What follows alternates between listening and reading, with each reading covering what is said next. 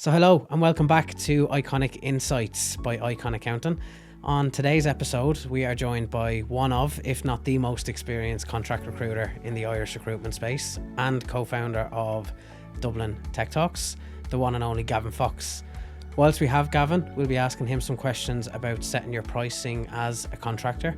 We'll also ask him some questions around engaging with contractors for the first time as an organisation and everything else in between.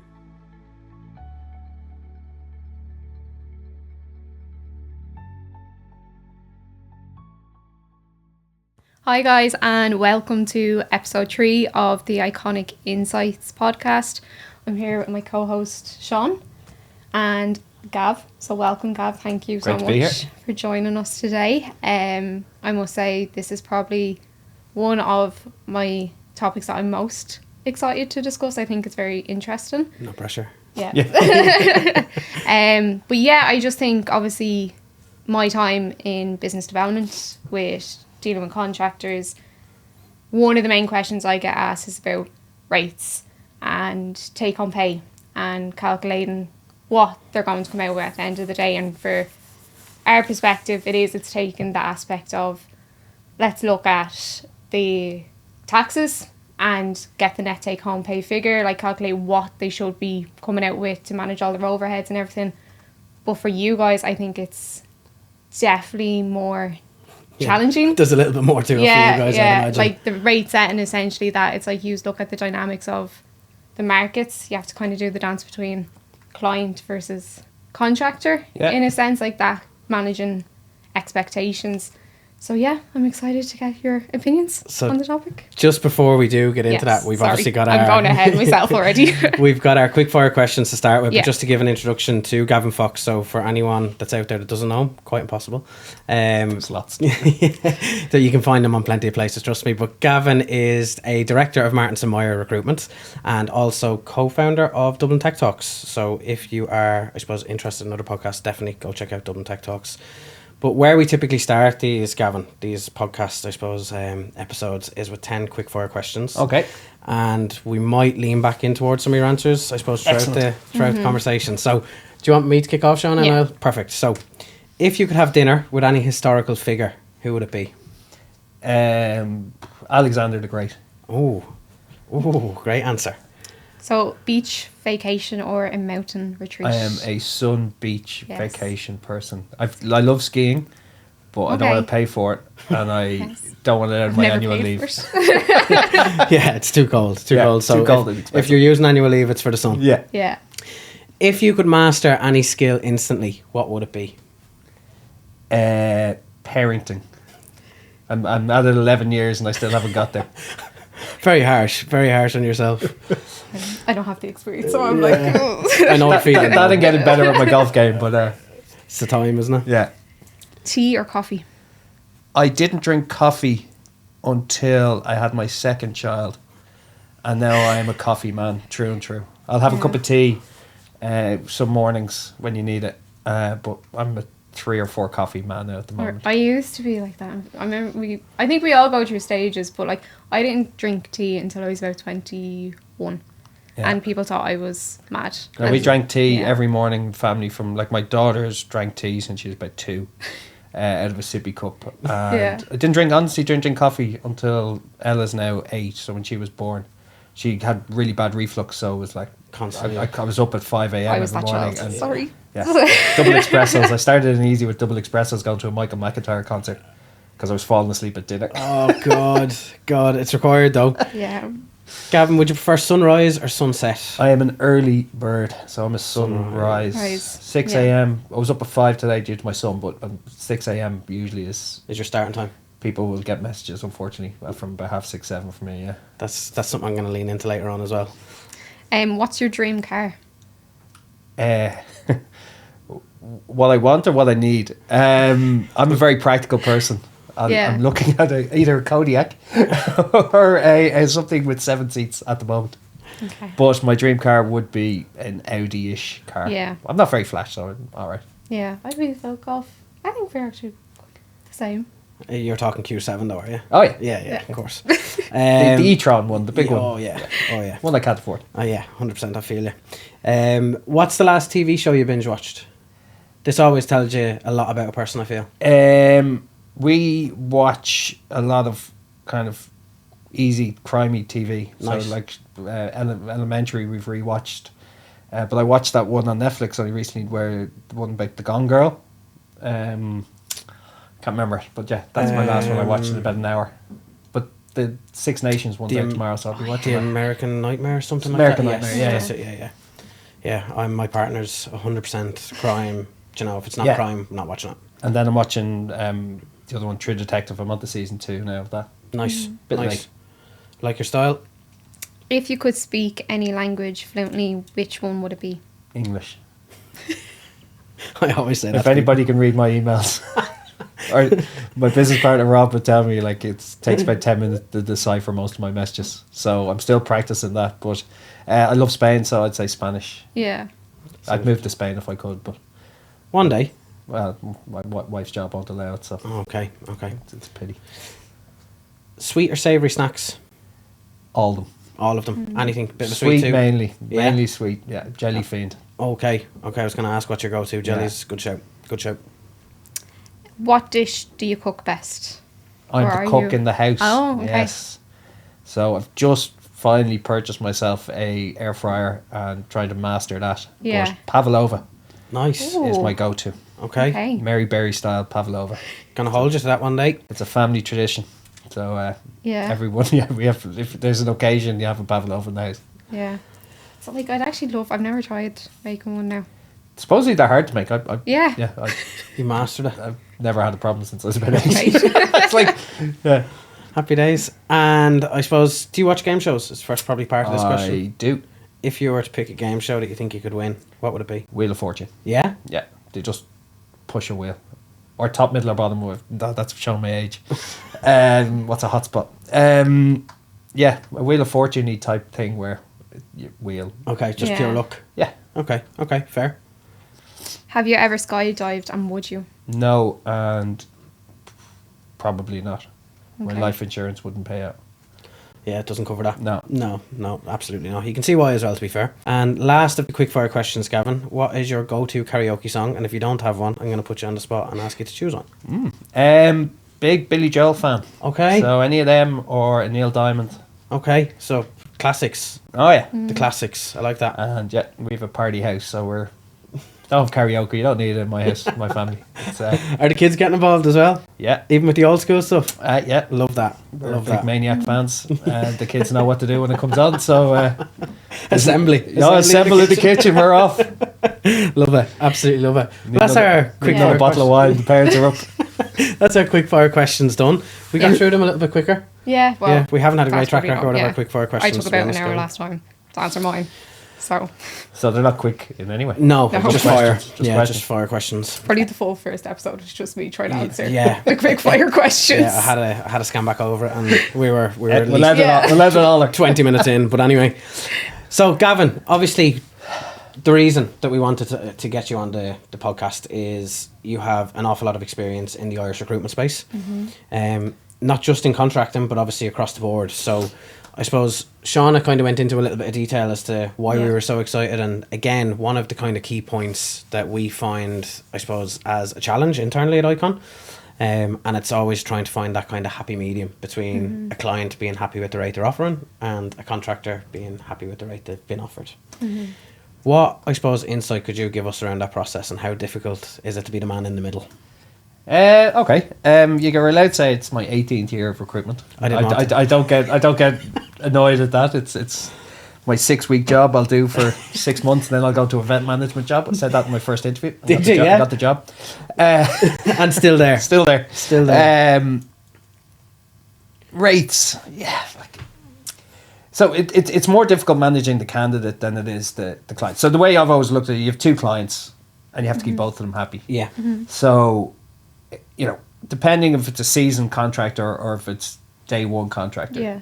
usually a seasoned contractor knows Yeah. their worth within the organisation. Yeah. So, like, if you pair it back on what a contractor actually is meant to do, it's meant to come in and fix a short-term need within an organisation. 100%. So what contracting is, it's a augmentation of staff, either due to budgetary or headcount. That's what it's come down to. Traditionally, it was you come in, you needed something built for 6-12 months, and you move on. Yeah. But now it's more 2 years, 3 years. Yeah. Long-term projects, yeah. Is that a contractor? That's a whole different argument. That's for another day. That's for a different compliance. Risk and compliance, yeah. They get paid way too much money for that. So your first customer, as always, is... The way I look at it is, I need to be genuine, open and honest on all sides. Yeah. And that solves that debacle of the rate question. Yeah. So most contractors, if you ask them, feel they're getting screwed by somebody on one side or the other. Yes. Because they think everybody makes mega bucks. Yeah. Some do. If you're an SI and you're horsing people into certain financial institutions, you're probably making 100 or 200% margin on the contractor. That's what they're probably making. That well done. So if you're not able to be open and honest with your contractor or your client, that's where the blurred lines come in. So if a contractor says, I want 600 a day, and you go back to the client and say they need 900, and then somebody finds out you're making 300 margin on the contractor a day, Your relationship is... everybody's, contractor hates you, client hates you. So the way I've always worked is I've always been completely open and honest in how I work with people. I tell the contractors, like, we have a fixed margin of 50 quid a day on a contractor. We tell our clients that. And they know then when they're doing their rate, they're able to say, if it's 600, they know we're making less than 10% on that. So, it's... Which is refreshingly transparent, to be fair. Yeah, you don't want to hear some of the stories. You've probably seen them. And, massive money in the middle. Yeah. Everybody deserves to make cash. And that's what business is about. If you're making, 100% on a contractor, 30-40% on the contractor, fair play. Like, that is completely... But at what cost? And you've touched on that already in terms of the relationship you have with the client. But some clients some clients don't care. As long as the job's getting done and the person's good and the relationship is there, they don't really care. Yeah. And you touched on something as well, Gavin, there, and I think it's probably very important as well with, like, when you were saying in terms of setting the rate, like, urgency obviously comes into that in terms of, how quickly does the organisation need to hire someone? How, and we've seen that obviously through COVID. Yeah. And it was obviously very challenging. I can imagine from your perspective. Well, contracts has always been about 24-hour turnaround. Yeah. So, like, I was brought up as a contract recruiter, and it was the one thing was a 24-hour turnaround. If you don't have 3 candidates in front of your client within 24 hours, you'll probably miss the boat, because if they have a supplier list, they've already got that. Yeah, 100%. So that's how I've always had it. Yes, it's more challenging now to get people. We had databases back then. Now we have LinkedIn, so unless you have your own database with a phone number, and you kind of most things are done by a text message or setting up a meeting, so it's a bit slower. Yeah. But still, if you can know somebody's phone number and you pick it up and call the contractor, contractors are expecting phone calls. Yeah. Permies don't really. They get a bit more pissed off when you call them.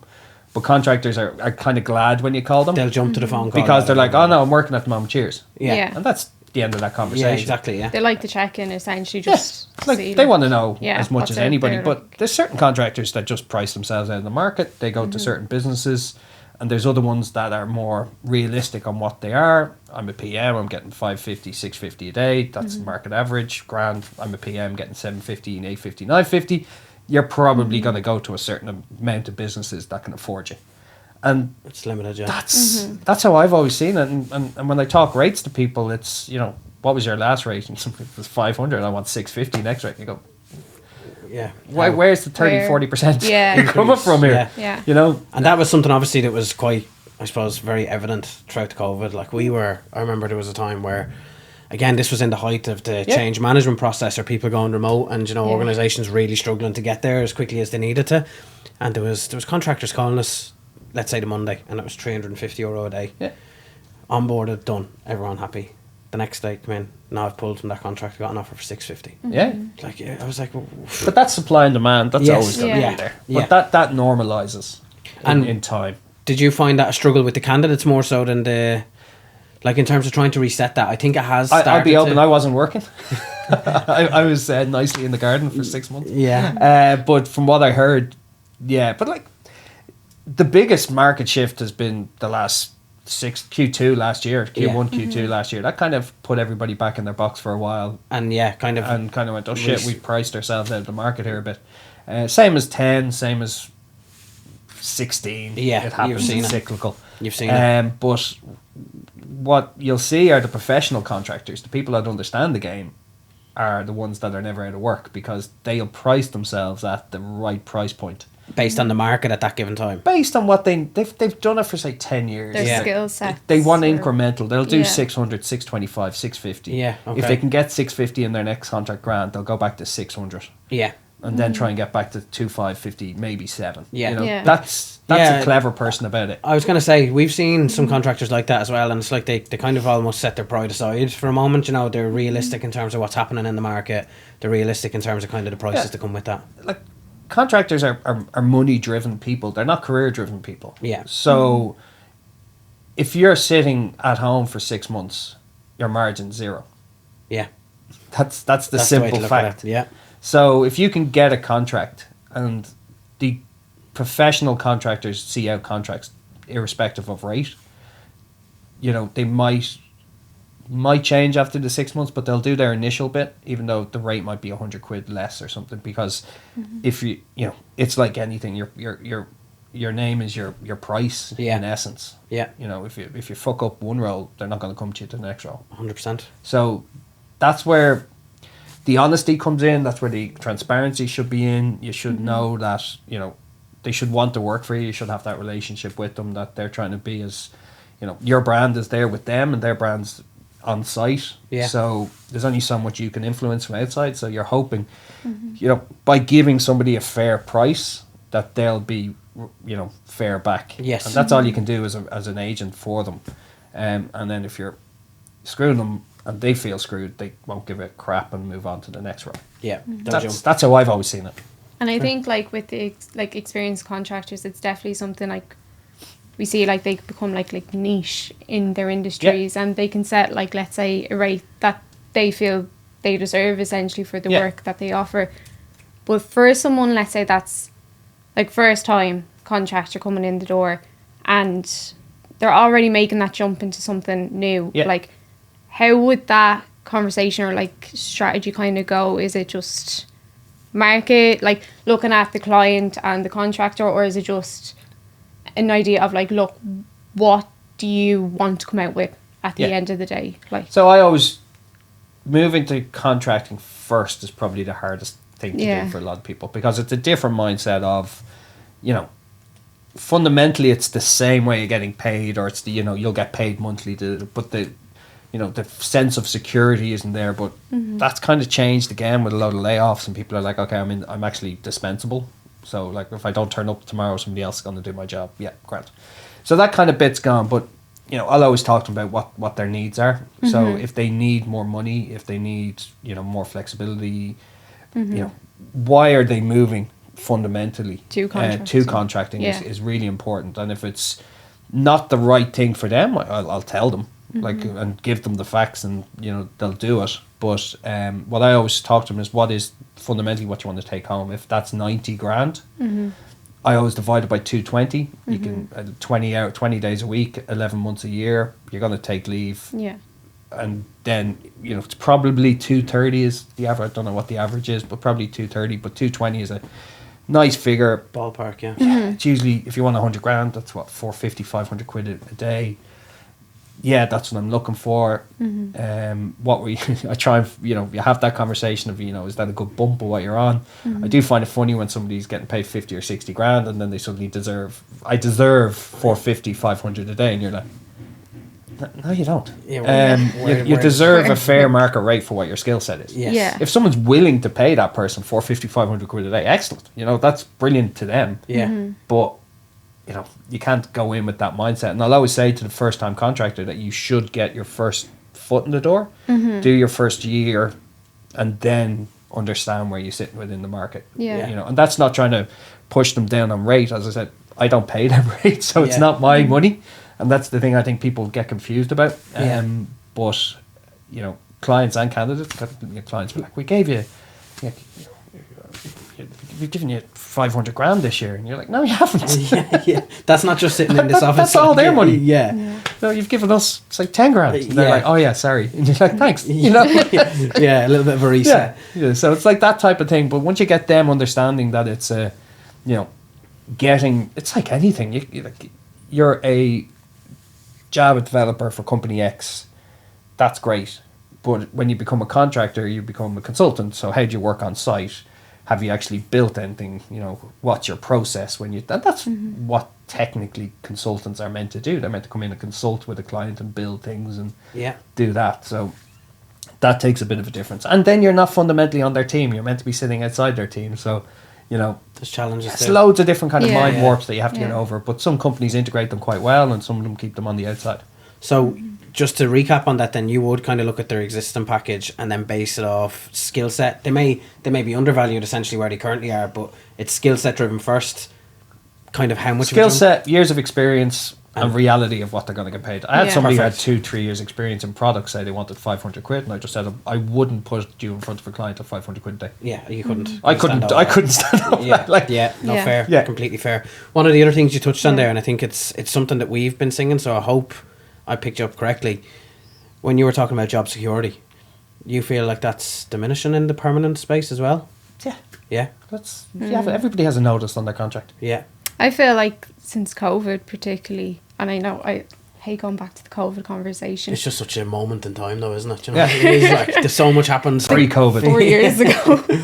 But yeah, I just feel like the security changed then because people were in permanent employment. And I know like with like tech industry at the moment and everything, all the layoffs as well, like that's a more like recent, but I just think since COVID, like that whole conversation on security has the mentality has changed around it, definitely.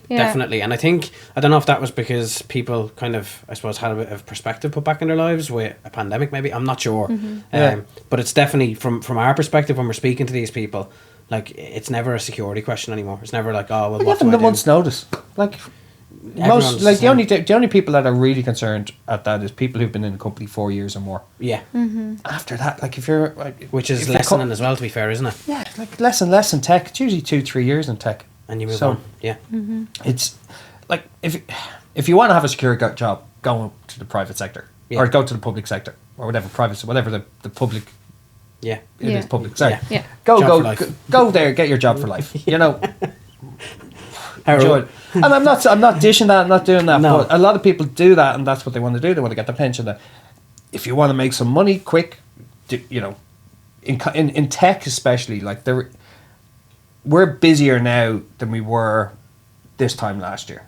There was layoffs this time last year. Q1 for us was our biggest quarter in 3 years. Q2 was our worst quarter in 3 years, and then Q3 and 4 went back on the hockey stick. So if you want to tell me if there's a good market or a bad market, I couldn't tell you. Yeah. Like it's one of those things where technology seems to be a bouncing ball. Yeah. And it seems to bounce quite high. Yeah. And then there's a drop and then it bounces again, but it seems to stay at there's been another round of layoffs very quietly done by a lot of organizations, like 20s and 30s and places, and those people get jobs really quickly. Yeah. Because they've been let go because the business that was expecting wasn't there, not because they're bad at their job. Yeah. So other people are going, Grant, this is a really good company.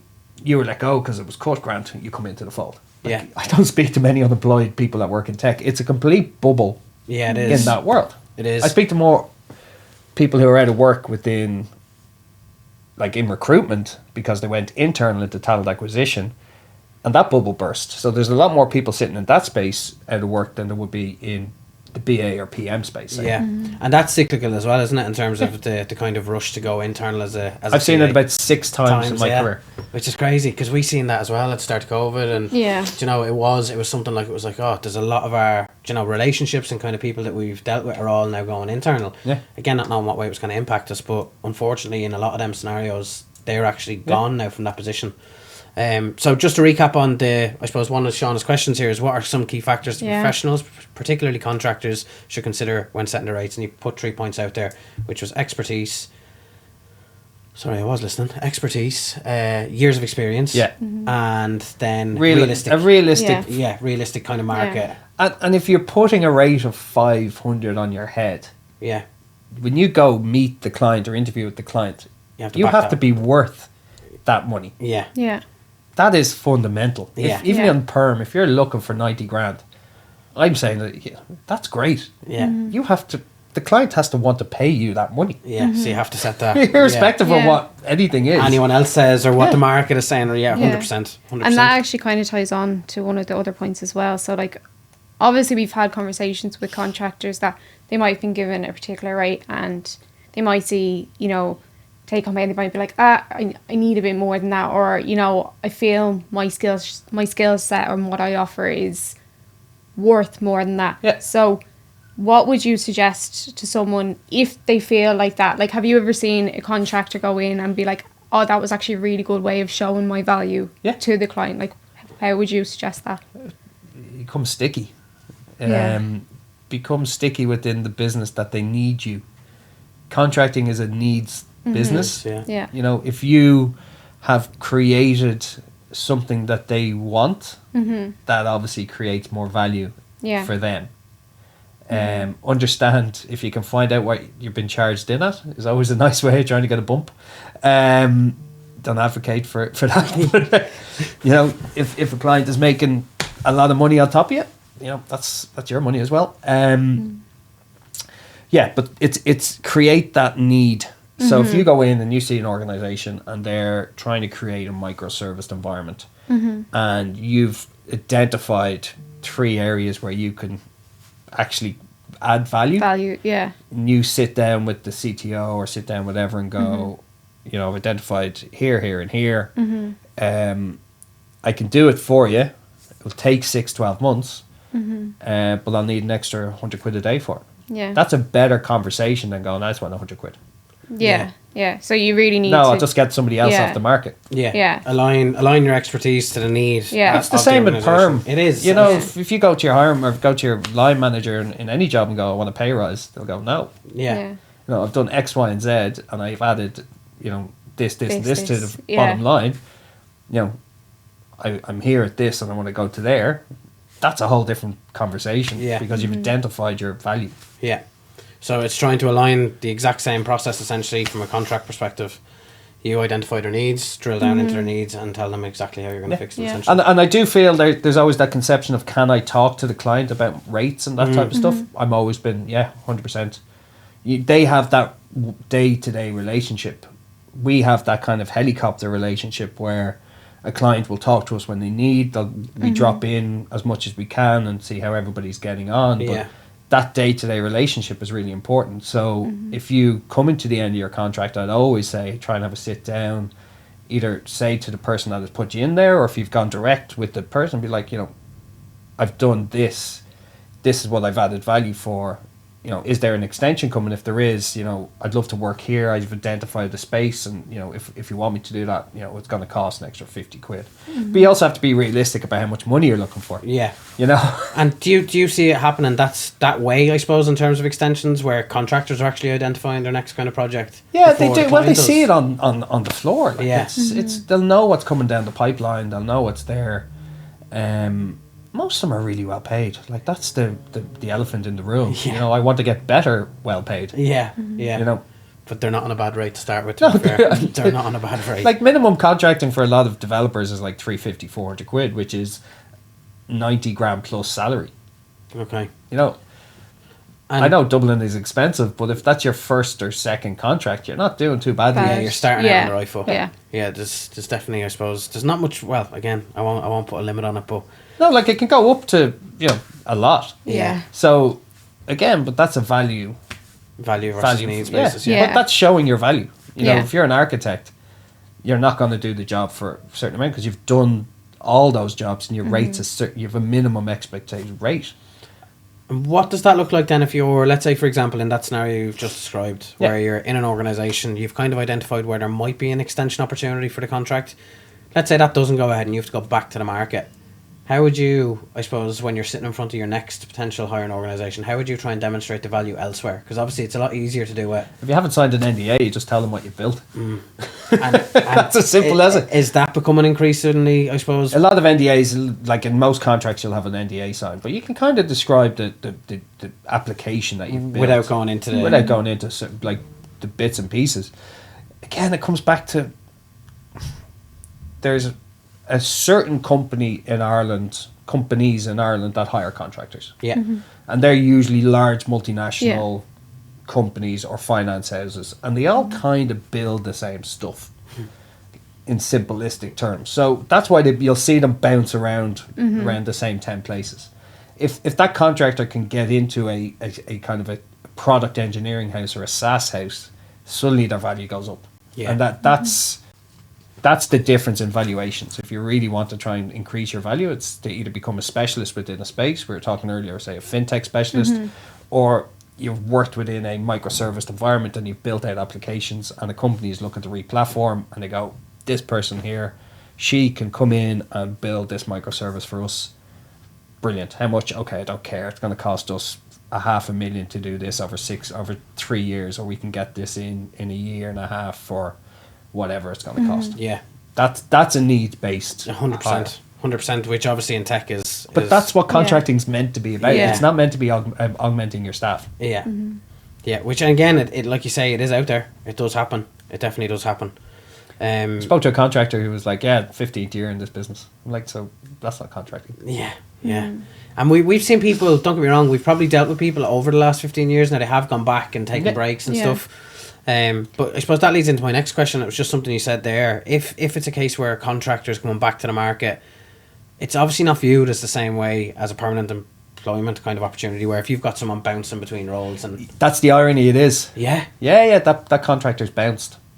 It's a contractor. They're meant to move. Yeah. They haven't been in the same place more than a year or a year and a half. So they kind of look for reasons as to why that wouldn't be the case. Instead of saying, like, obviously, if there's no gaps in the contract, you might say, well...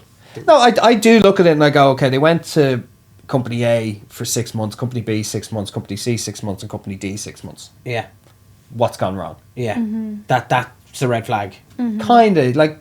Or you talk it's not to very them. common, I suppose. Yeah, well, you can talk to them and they'll go, I'm actually... came in, did this project, that project, here's all my references. Yeah. That's a whole different conversation. And that can eliminate any kind of red flag, yeah. Fair. So, but it does visually look and I suppose concerning. From a hiring client's perspective, it's the same perspective. Thing. Yeah, that's interesting.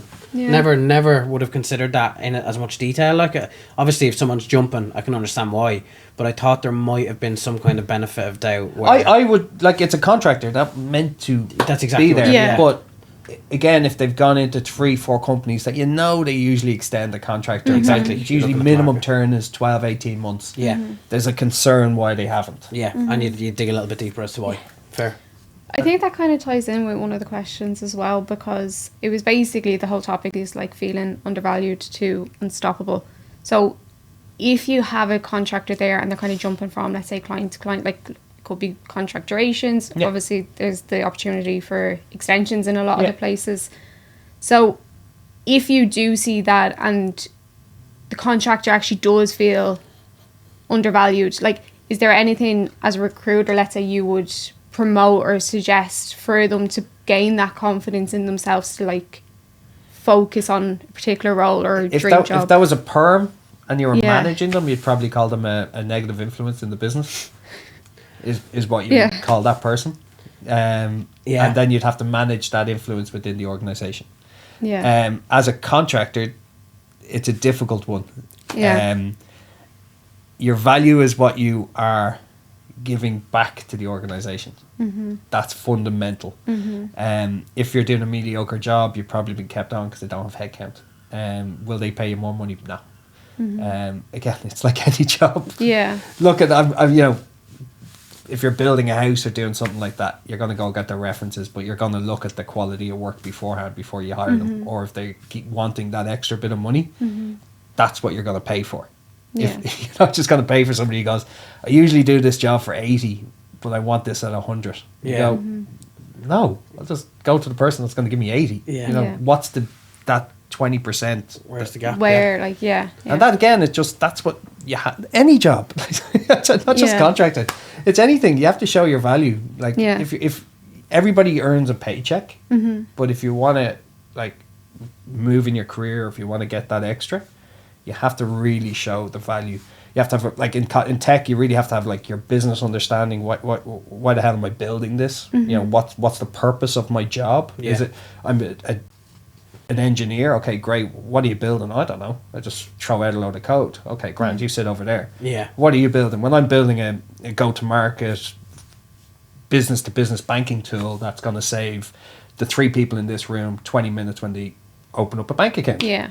Okay, you know what we're doing. Okay, grand. Yeah. Value. Yeah, straight away. I want to talk to you more. You know, Yeah. what was the problems you found in the first 6 months here? Okay, this, and how did you solve that? Okay, this. Person that's just sitting in the morning coding, didn't see any of that. Yeah. Yeah. Who am I gonna? Who are you gonna 100%. go to more? There's a commercial reality there. To them Yeah. as well. And that's been a more and more important thing over the last 10, 15 years in tech. I was going to say that because from our perspective, I suppose it's kind of gone full cycle again, and it won't surprise you, but when I first started, which would have been 2020, the big kind of messaging around contracting was, I want to remove myself from the office politics. That was the contractor side. There was kind of a kind of an expectancy for the hiring client to exclude the contractor from different kind of work events, whether it be afterwards, social clubs, whatever it may be. Do you think that's shifting? Because the way, I'll give you a little bit more to that, because from a context perspective, the way I'm just hearing what you're saying is that if you want to be extended in a contract position, let's say for an example, versus that guy that is 6 months A, 6 months B, 6 months company C, you there is an expectation that you kind of do have to do a little bit more than just rock up, do the coding and kind of... but you just have to be interested in your job. Yeah, like it's not rocket science. We're not asking you to, attend or be a part of the social committee. Like you weren't asked to sit down and start a podcast. Yeah. Yeah. You two decided, I want to sit down and start a podcast. Yeah. I did. I wanted to start a meetup group. I wanted to then extend that into a podcast. Yeah. Nobody ever said, if you want to get further in your career, that you have to do that. Yeah. No. It was they want, like... Yeah, I'm interested in technology. I want to learn more. Yeah. Okay. I'm interested in learning about different things. I'll go back and do a master's. Nobody ever tells you have to do that. Yeah. Some companies do on a permanent. If you want to get that paycheck, you better get your MBA. Yeah. And then they leave. It's a personal want to be better at your job. Yeah. And fair. that's a generational thing. I'll put my thumb on that. Oh. Can you expand on that point? No, look, we say it all the time. So just to give you a little bit of comfort, I completely agree. Expectations versus reality. Yeah.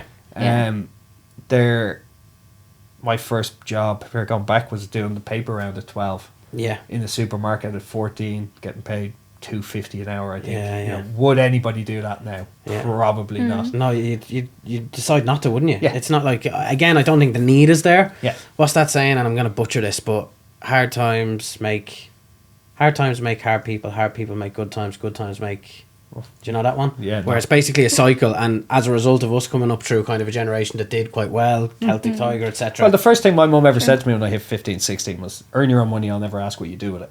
Yeah. That was a fucking green light in my eyes. Yeah. Yeah. I can go earn money, go out and do whatever you do want. whatever, You know? go on the sauce for the weekend, and Yeah. my mum won't ask me where I spent my money. Happy Independence, days. yeah. But if I wanted to take 20 quid off her, she goes, what are you doing with that? Yeah. So straight away in my eyes I went, okay, I want to earn money. Yeah. And then as I got a bit older I went, I actually like money. And I want to earn more money. Yeah. How do I do that? Become really good at what I try and do. Yeah, absolutely. And that's, nothing. I didn't go to shoes, and I didn't go to school with no shoes. Went to private school, was well educated, all that stuff. Was very lucky at that point. Yeah. But You still had that ethic though. I had to work from 14. Yeah. Like there wasn't any money given to me in any stage of my Yeah. life. But I know from my own kids, like, Dad, I need new runners. Yeah. Okay, here we go again. Yeah. And they're not just runners, I want Top of the these range. ones. Do you know what I Yeah. mean? They used to be.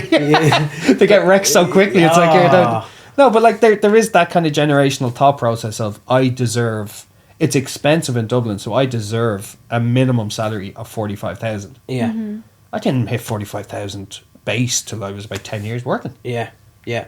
It's just, but again, like you say, that expectation is out there now. Yeah. Do you know, like, again, similar to yourself, I think it was probably 12, 13 is when I first went out and started working. And again, for pittance in comparison to what you get now. But I'm looking at my young lad who's 10, 11 in November, and I'm like, you are nowhere near. Do you know? Now, don't get me wrong. I know he's still got a couple of years to go, but in terms of his reality, I keep saying it to him. Yeah. Like, I'm like, oh, you will be working. I went to school in Belvo, and we had to walk. I got the bus in from third class because my mum worked, and used to get the bus in a few of us. But we walked past Temple Street, and the flats are on the right. Yeah, and you walk back, big happy heads on you walking through. But you quickly realise that not everybody wanted to be your friend in town. Yeah, fair. So like, I wouldn't, like, my daughter's in 5th class. I still wouldn't put her on the bus on her own now. Like, they're different times. Yeah. But we were mammying our children now a lot more, and you know, very much comfort blanking them and that type of stuff. But yeah, that was like, here, you know, run away if somebody's coming at you. You'd like, that was your defense. yeah. But like, that's a mindset of, you know, back to what we're talking about, is there is a minimum expectation of being paid a certain amount of money for leaving college. Yeah. Like, I got a computer degree, I deserve 45,000. No, you don't. Yeah. You know, a company will pay you what they feel is your worth. Yeah. And that's... And like you say, that can accelerate quite quickly once you get in there and prove yourself. Prove yourself. If you're a genius and you're smashing it, they're going to try and keep it. The worst thing I see people is not moving jobs. Yeah. That's probably where they don't get their worth. That's interesting, because you made a point at the start of the podcast where you were like, the people that are in contracts are more money motivated, which I'd agree with, by the way. Yeah. Not disagreeing. They're not really career motivated. Is that shifting? No? Still money. Still, fundamental, you don't go into contracting to become a CTO. Fair. And why is that, though, from your perspective? Because they don't want to. They're probably individual contributor mindset. They might do some kind of mentoring internally. Or they want to build up their skill set. They're like what they do. Yeah. And they want to actually build stuff. A lot of the internal stuff, if you become a team lead, it's 80% management, 20% tech. You become a VP, you're in meetings for 20 hours, 30 hours. You're doing that type of stuff. Yeah. If that's a direction you want to go, you'll go do that. Yeah. A lot of people would do that contracting for 3 or 4 years and then move back into perm with a lot more kind of in their toolkit. Yeah. Not fair. But you know, I'd still say the people that have gone from that 50,000 to 90,000 in the last 5 years have moved jobs at least twice. Yeah. And would that be kind of, I suppose, again, I probably shouldn't be putting you on the spot like this, but 2 to 3 years kind of the sweet spot there? I've seen people move every 18 months. Yeah. I spoke to people that went from 50 to 80 and they moved 3 times. There you go. Yeah. No, fair. Yeah. Fair. Do you want to bring it back to the contractors a little bit? Yeah, like I would say, I think, to be honest, that actually covers everything does. I wanted to ask anyways. I have 2 more kind of quick fire questions, if you don't mind. Yeah. What advice would you give to a hiring organisation that has never engaged with a contractor before? Now, they've identified the need. They've identified that the only way they can actually get this work done is through, I suppose, an independent professional. Again, it comes back to what your strategy is around your product. So if it's a simple build, I need X product built, I don't know if a contractor is the right thing for them. They might need just to ship it to a person to build, like a consultancy, small consultancy, like an outsourced job, more not so. even just a small consultancy. If it's a payment gate, yeah, you know, do you need? Can you buy it or can you build it? Yes, So that would be the first thing. Well, I'm not reinventing the wheel here, but if it's looking at that contract resources, is what is that person going to do? Like, are you augmenting your staff because you don't have headcount, or are they coming in to do a specific project, do it and leave? Because that's what happens a lot of the times. They come in and they do it and then they get other projects and they never leave. So just be careful on that. Yeah. Engage a company that is looking out for both sides would be, you know, there's a lot of good recruitment companies out there. Yeah. So it's who you feel that you have the best relationship, or either go directly. If you're going directly, make sure that the contract is done correctly, the compliance is done. There's a lot of risk to that, in my opinion.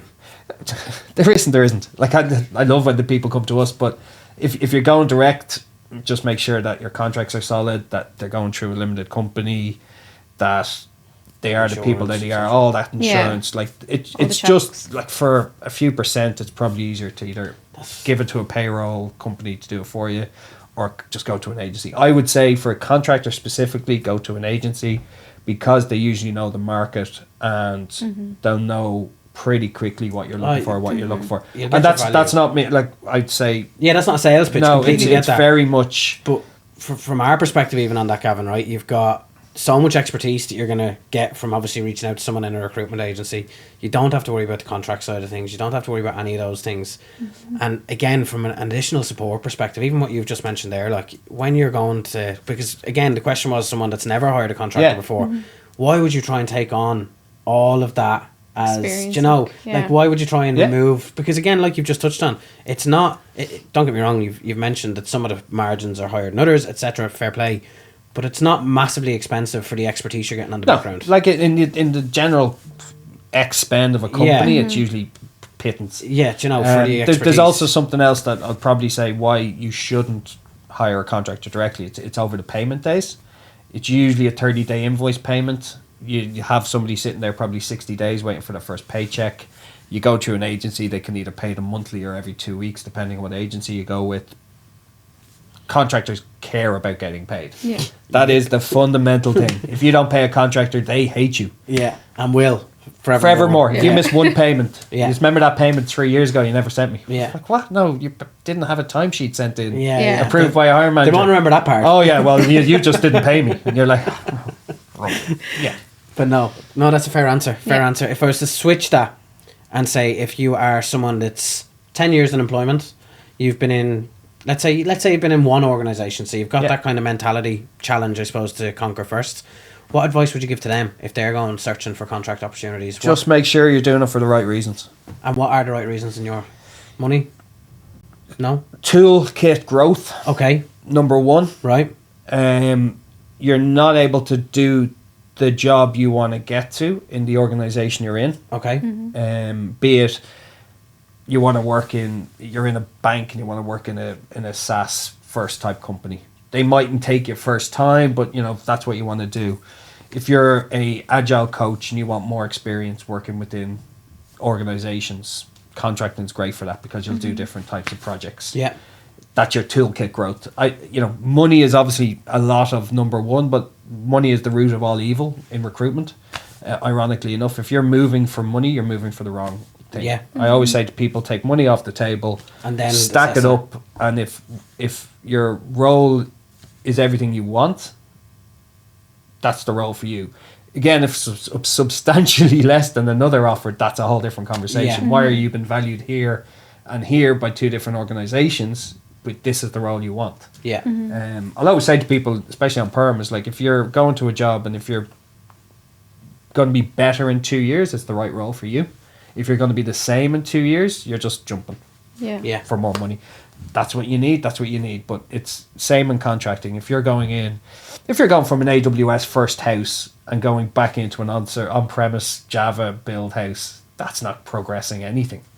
You know, you're probably going backwards. You know, if you have an opportunity to rebuild a whole product from greenfield and you want to go into a bank that's just on the keys and it's, you know, monolithic in size and vision and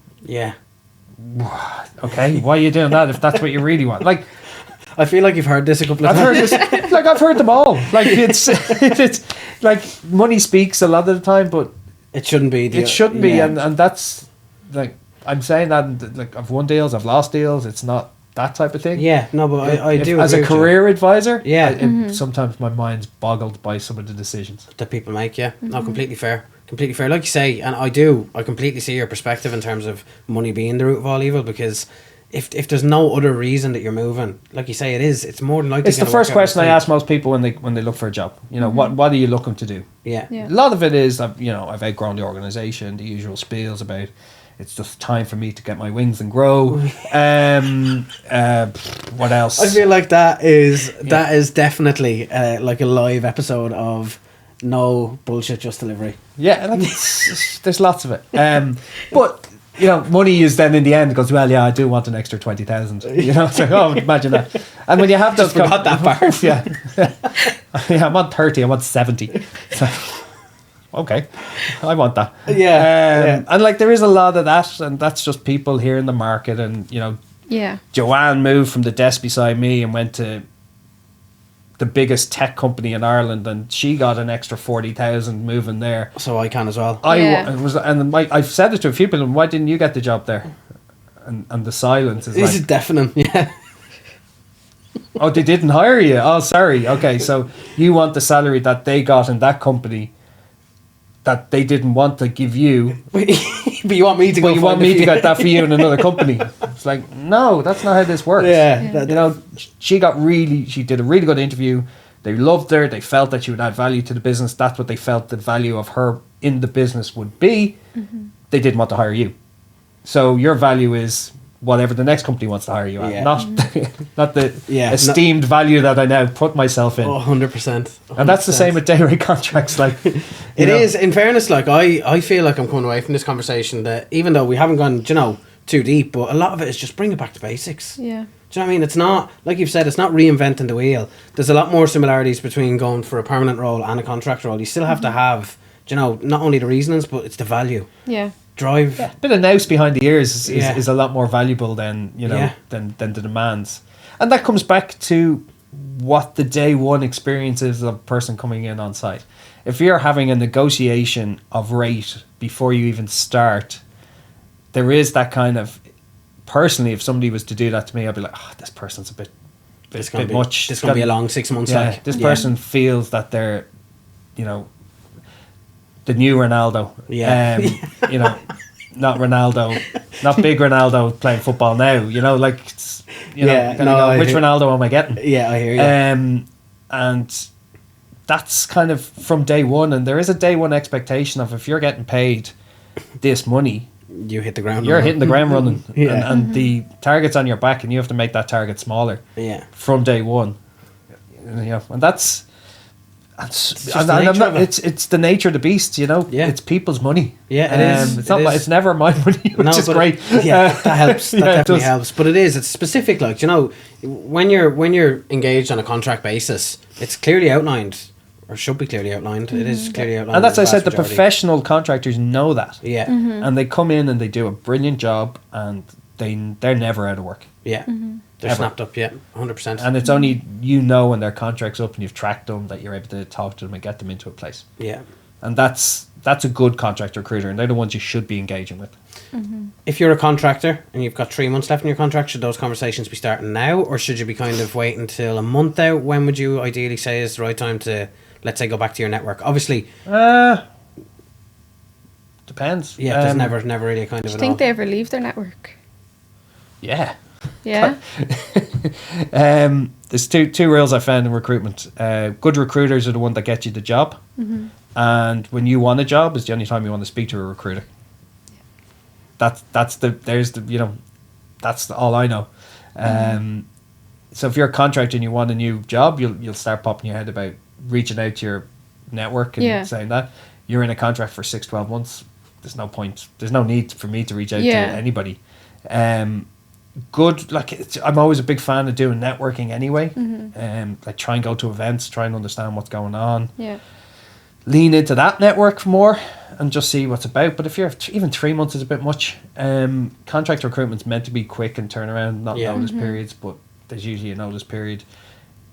Are you actually going to leave your current contract, or are you just using that to leverage to get more rate? That type of stuff is 100%. All important. Yeah, you have a lot to navigate there, to be fair. A lot to navigate. But again, that comes back to, how comfortable will I be getting a job? And it comes down to other stuff, like certain jobs, there's a lot of at certain stages. So usually PMs, there's a gluttony of roles at one stage, and then there's a starvation of them, be just demanding time. Yeah, like you say, supply and demand. We see it all the time. Shauna has a contractor dilemma for you, Gavin, right? Yeah, you've kind of addressed it, so I don't know if you're going to be a big fan of this one now. Oh, you will. Yeah, you will. I know, I told you what this response is going to be, but let's put it out there. Yeah, so it was one kind of associated with rate, so that's why we picked it, let's say, for this podcast. But the question is, I'm currently a contractor operating on a 6-month contract. It was renewed from the initial contract in 2023. So they're 2 months into the renewal, and I do want to ask for a raise in the rate agreed, mainly because of cost of living, feeling like my rate might be slightly lower than I should receive. Is there anything I can do? Go to your agency first. Ask them, can they give you a bump? Client isn't going to give you one now. They have a contract there for 6 months. See you later. Yeah. Yeah. You missed your window there. Chance, yeah. And you shouldn't wait till the renewal. Yeah. That should already be, if you want a rate increase, that's when you have 3 months out, 2 months out. Saying, Yeah. That's you know, when you're kind of doing your research and your homework. Yeah. Then. that's when you say to them, I've been on 600 for for a year, 2 years. You know, Yeah. I'm looking for six. Be realistic. 625, like you say. 630, 6. Yeah. But they've never made contract. And the reality there is probably the agency will say no. They'll bank on you then looking for, it's going to be another 3 months before you get a new role anyway. So they're not losing out and you're not losing out. The only time your negotiation period is that couple of months beforehand. Yeah. Stressful time, I can imagine. Not if you're on top of your contractors. Oh, I like it. Gavin, thank you so much. Yeah. Thank you so pleasure. much. Very insightful. Yeah, it is, Yeah. definitely. Hopefully I didn't offend too many people. No, absolutely not. Absolutely not. I suppose, again, just to recap, if you do want to check out more from Gavin, definitely check out Dublin Tech Talks. They are doing a lot of meetups at the moment, so check that out. They're moving to the Guinness Enterprise Centre. We're residents first Tuesday of every month. Excellent. So a little bit of consistency you can give out there to our... Tuesday evenings most times, apart from our next one. Excellent. Which is, I don't know if it'll be out or not, but it'll be during the day. Perfect. It's in conjunction with it's in conjunction with WITS. Oh, absolutely, yeah. So and it's all around celebrating women in leadership. Brilliant. So check it out on LinkedIn. There's also a YouTube channel for Dublin Tech Talks, and obviously you can contact Gavin directly through LinkedIn. All good things only, and I definitely recommend checking out his, what would you call it? Is it a publication? Publication on LinkedIn? No bullshit, just delivery. Yeah. That's our company motto. Yeah, I like it though. I like Yeah. it, and it's refreshing again in the tech space. It's refreshing in the recruitment space. Like again, I said this to you when we caught up briefly, I suppose, and on the Dublin Tech Talks podcast. Like, I really did find a whole lot of value from your LinkedIn throughout that period. It was my first time going through that kind of recruitment cycle. And while everyone else was throwing their hands up in the air and panicking, you were very calm. You were, this is literally a cycle. We'll be fine. Yeah. There's no need for everyone to upheave and, I haven't been sued yet for it yet, so it's always a good sign. Yeah, it's always a good thing. Always a good sign. But again, thank you so much, Gavin. We really do appreciate it. Thanks for having me on. Absolutely, sir. Thank you again. Thank you. And thanks a million to Factory 44 as well for having us in their studio today. Brilliant as always, so make sure to check the guys out. And thanks for everyone for joining and listening in.